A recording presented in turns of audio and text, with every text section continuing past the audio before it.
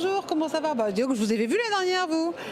Comment ça va? Très bien. Eric Duplex, c'est ça, Studio Elite, et Brandon Wagep, c'est ça?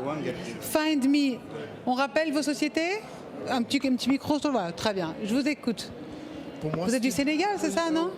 Lui, c'est du Sénégal. Sénégal. En fait, moi, c'est à Paris, mais je suis présent dans plus de 16 pays en Afrique.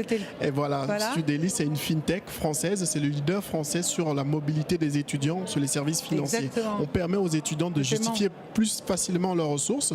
Et tout récemment, on vient de sortir une application mobile qui est comme un compte de paiement dédié uniquement aux étudiants. En gros, tout étudiant qui est dans le monde, qui souhaite venir étudier en France, peut créer déjà un compte bancaire français dans notre système et pouvoir l'approvisionner pour payer ses frais de scolarité, pour payer son logement et aussi pour justifier ses ressources. Et lorsqu'il arrive, nous, on permet de l'accompagner à travers notre club Studeli.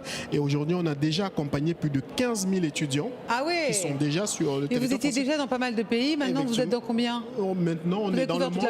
Voilà. Et aussi dans le monde. Parce qu'avec le digital, on permet à tout étudiant chinois, japonais, indien de souscrire en ligne sur eux aussi sur notre application. C'est génial. Exactement. Et alors, comment vous expliquez votre succès en fait? Notre succès sur 3 points. Le premier point, c'est notre équipe. On a réussi à bâtir une très belle équipe en fait depuis l'aventure. Ça fait 6 ans aujourd'hui.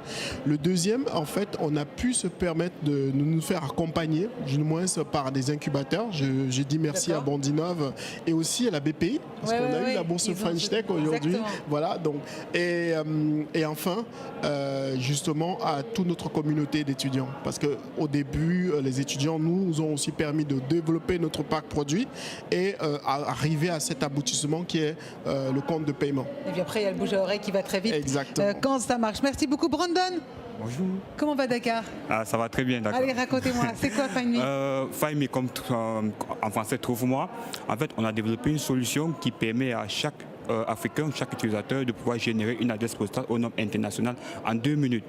Et ça veut dire en 2 clics, je trouve une adresse. En 2 clics, vous générez votre adresse. Génial. Parce qu'en fait, en Afrique, pour se repérer, les gens utilisent les lieux-dits. C'est par exemple derrière le cimetière Yoff, à côté de la mosquée. Et figurez-vous que l'ONU parle de plus de 4 milliards de personnes dans le monde qui n'ont pas d'adresse. Donc pratiquement 400 millions en Afrique. Oui, parce que c'est pas qu'au Sénégal. Hein. Effectivement, c'est en Asie du Sud, c'est aux Amériques du Sud. Mais nous, notre marché, c'est vraiment le continent africain. Et aujourd'hui, nous sommes au présent au Sénégal où nous avons...